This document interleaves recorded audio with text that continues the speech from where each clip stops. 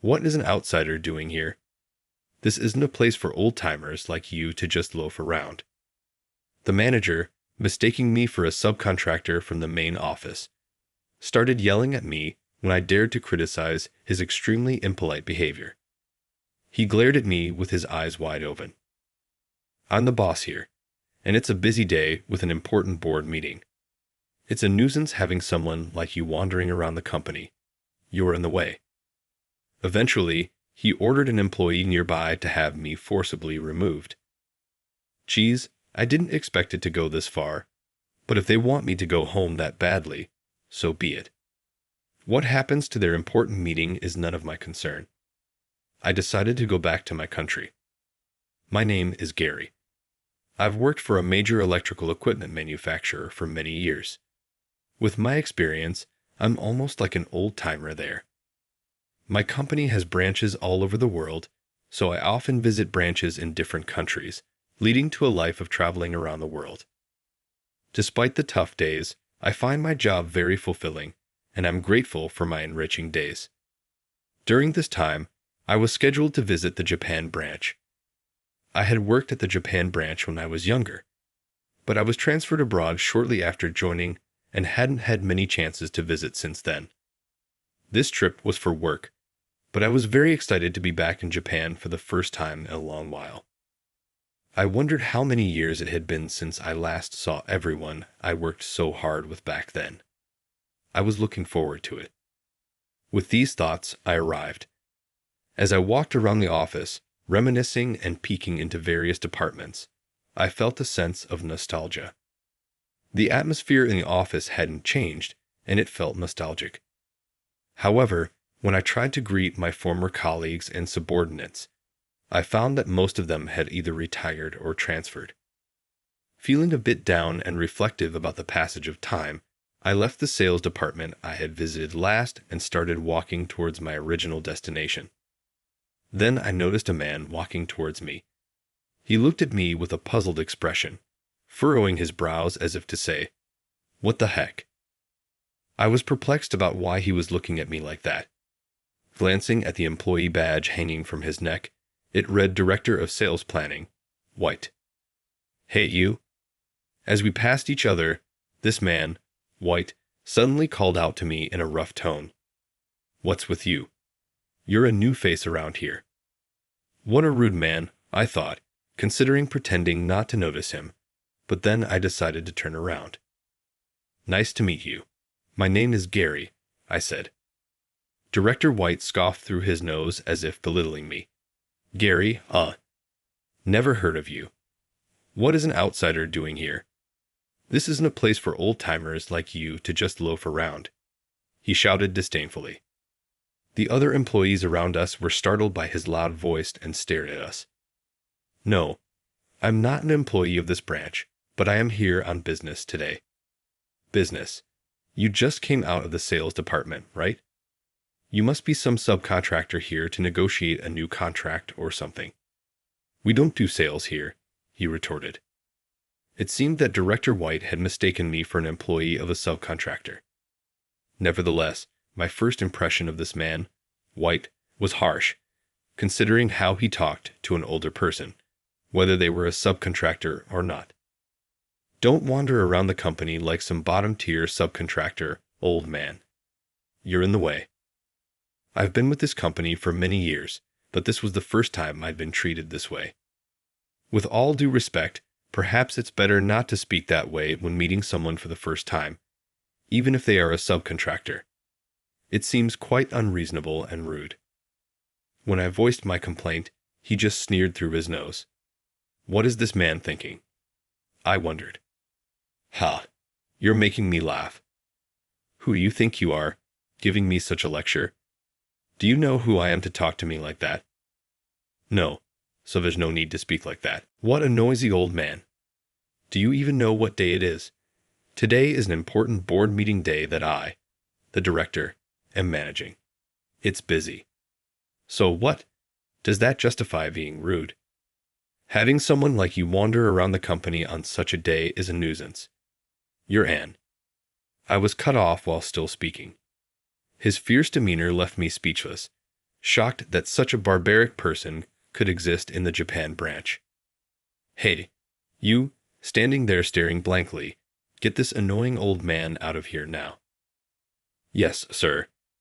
Directed by Director White, a large male employee hurried over and grabbed my arm. Hey, wait, stop.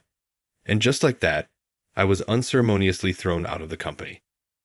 Standing there for a while, I just stared blankly at the employee entrance from which I had been expelled. As I was being pushed out, I could hear the whispers of the employees around me. Director White is yelling again. Just leave it be. It's always the Gary. If we get involved, we'll get the backlash too. Exactly. Let sleeping dogs lie. I don't know who that person is, but they've caught the attention of a troublesome one. And White at that, of all people. I could tell that this man, White, had a reputation. But what on earth is happening at the Japan branch? When I was there, it was brimming with lively, talented people. And there surely wasn't anyone as selfish as that. The employees I just saw also seemed scared, as if fearful of something. Then, without accomplishing my original purpose, I wondered what to do next. I left the Japan branch to head to the airport and returned to my base in Germany. Just as I was taking a moment to rest, my phone rang. It was the president of the Japan branch. Hello, this is Gary. President Gary, I'm glad I got through. Where are you right now? Why didn't you attend the board meeting? I'm sorry I couldn't make it.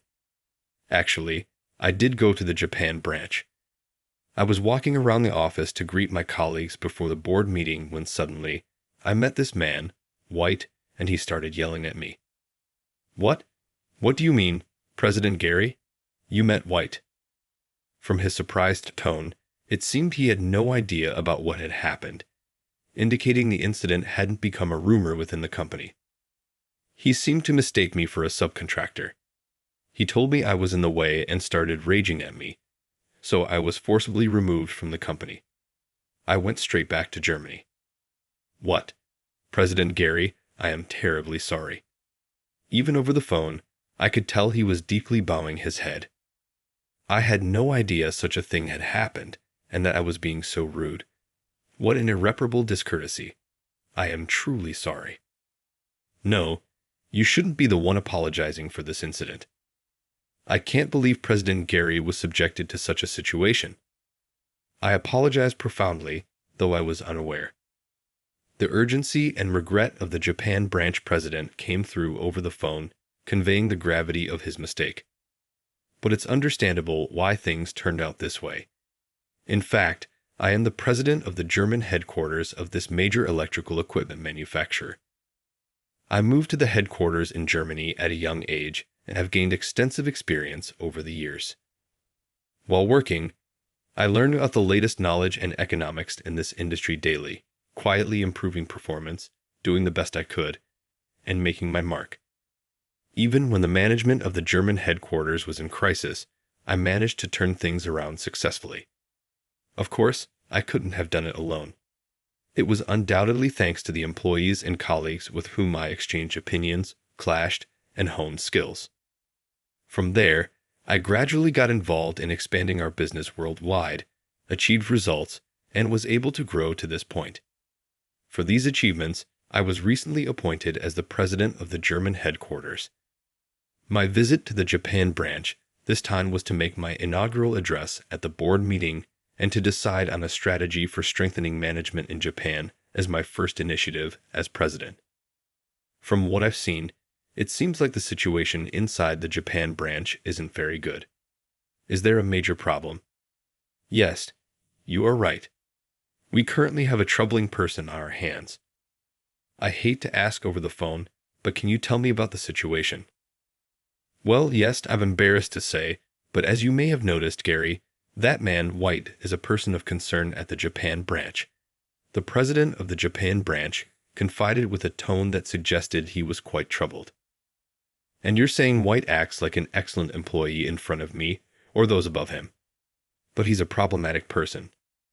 He's somewhat difficult with subordinates and clients.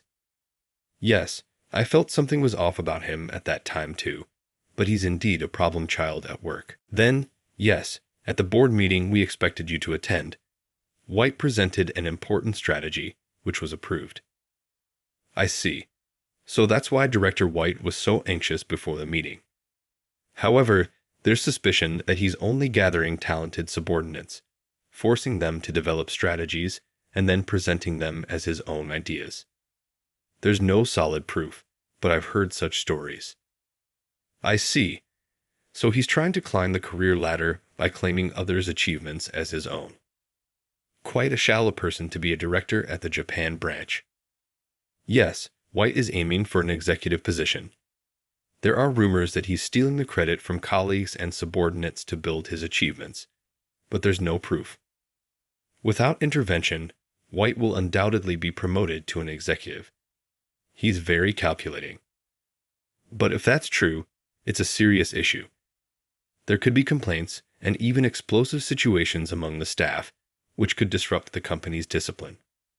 White is the main problem, but I also think the Japan branch president, who had a hunch but did nothing, is at fault. So I reprimand him after telling him that we cannot let this go unchecked. Yes, I have to admit there were faults on my part for not controlling White. I never imagined he would go this far. You said there's no proof. Our first priority should be to thoroughly investigate this man, White, to understand the extent of the truth. If the rumors are true, we'll find solutions together. Understood, President Gary. Thank you. I will closely monitor White and uncover the facts. I ended the call with the president of the Japan branch about a month later. On the day of the Japan branch's board meeting, I landed in Japan again and was in the meeting room at the Japan branch. President Gary, everything is ready, so I'm looking forward to today. It must have been hard to gather all this information. You've done well. Thank you for your efforts. As the executives began to gather for the meeting, White also arrived, seeming very pleased with himself, as if he expected his promotion to be confirmed at today's meeting. White, come over here for a moment, the president of the Japan branch called him. White noticed me, and our eyes met. What? Why is that old man from that time here? Wasn't he a subcontractor? White muttered to himself as he approached. Director White, long time no see. This time, I was able to attend the meeting without being dragged out by you, and it wasn't in vain. Last time, you treated me as a bothersome old man, and I couldn't pretend. White, looking utterly pitiful and confused, seemed to be asking the other executives around for an explanation. Well, calm down. I'm not just some lowly subcontractor old man. It seems you didn't know, but I'm the president of the German headquarters. Understand, Director White. I patted his shoulder lightly. The German headquarters? Are you really? I heard you were Japanese. No way, you're joking, right?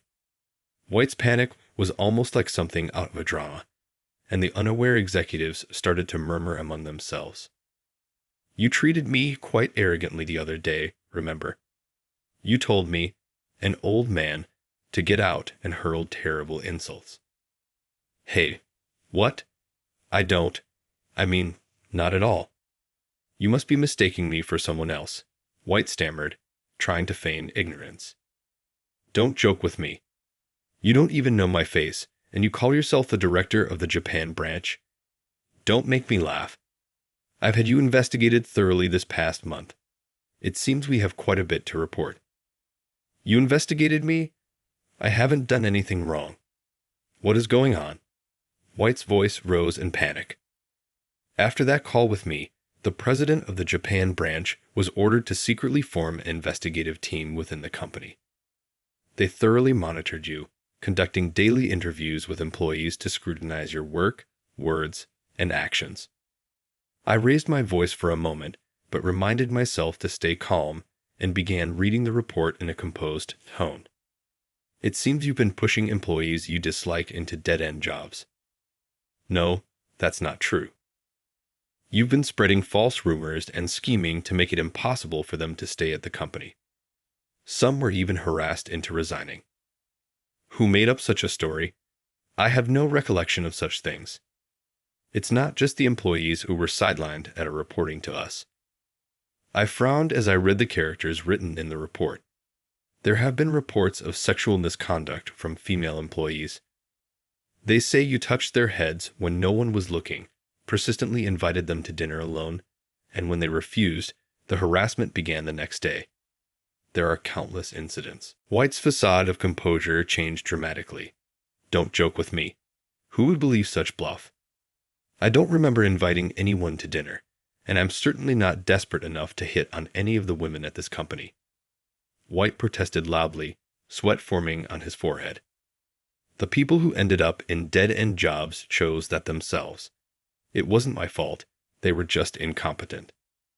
I was appalled that even now, White was still making disparaging remarks about the employees. That's not all. You hardly do any work yourself, pushing it onto your subordinates instead. Because of you, they often have to work overtime. They're not just doing their own jobs, but yours too, and yet. I glared sternly at Director White. You take all the credit for their work. That's a false accusation. Is it really false? I hear that the strategy you submitted and got approved wasn't actually your idea. Don't spout nonsense. That was definitely my plan. I worked on it, sacrificing my sleep. Someone must be jealous of my ideas, holding a grudge, and making up these false reports. But there are more reports of your wrongdoing. It's also come to light that you've been misusing company funds for leisure. Do you still intend to deny it? Hey, give me a break. Misusing funds for leisure. It was business entertainment. It's because everyone else is useless at bringing in business. I had to go and handle it myself. How is that playing around? White began to shout, glaring at everyone in the room as if he was throwing a tantrum. Enough already. You're all talk and a fool who can't do anything. Yet you treat valuable employees and subordinates poorly, pursuing your own selfish interests. You are the real hindrance to this company. Don't mess with me. You have no idea how much I've struggled for this company. The inconvenience I'm suffering from this false accusation is undoubtedly mine. How long do you plan to keep up this facade? It's disgraceful. Just stop it. Here's all the evidence. Everything has been thoroughly investigated. There's no escape for you now. I thrust a stack of reports at White. Watching the reports, I could see his complexion turning increasingly pale. Don't mess with me. When did you research all this? Damn it. All my hard work, White murmured to himself and then collapsed right there. The executives, the president of the Japan branch, and I just watched him in silence. Days later, White's mismanagement and misuse of funds became public knowledge. His dismissal was judged necessary due to his egregious behavior towards employees and subordinates. Leaving the company, the once assertive White had lost all his vigor in just a few days and appeared considerably thinner. What goes around comes around. I sincerely hope that White reflects on this matter and, in a new company, avoids repeating the Gary mistakes, returning to his original intentions and starting anew. Things ended this way, but I believe that White wasn't originally such a self-serving person. I trust there was a time when he, alongside his colleagues and peers, was earnestly striving to improve the company. He probably just lost sight of himself and couldn't stop his mistakes. In such a world, it's perhaps my true hope that this is the case. Let's revert the strategy that was credited to White back to the original creator's name and implement it. Also, for those who were forced to resign because of him, I'd like to offer reemployment and ensure that our current employees receive proper mental care. Yes, I understand. A new project team has formed, driven by creators who had lost their motivation due to having their achievements stolen by White. Now, the employees' morale is surging forward again. This company still has great potential to grow. From now on, I plan to engage more directly with the executives, employees, and subordinates currently with us, and aim for growth not just in the Japan branch, but across the entire company. President Gary is an incredible person. I respect him deeply. Moving forward, I will also engage more closely with our staff and strive to improve the company, emulating President Gary in fulfilling my duties. With White's issue resolved, the Japan branch should now be secure. I believe the days of employees living in fear are gone, and the Japan branch will become a lively and bright workplace. With this belief, I once again left Japan, grateful and proud to play a part in this company. I am committed to diligently fulfilling the tasks at hand. With this resolution, I continue to lead a busy life, not just in Germany,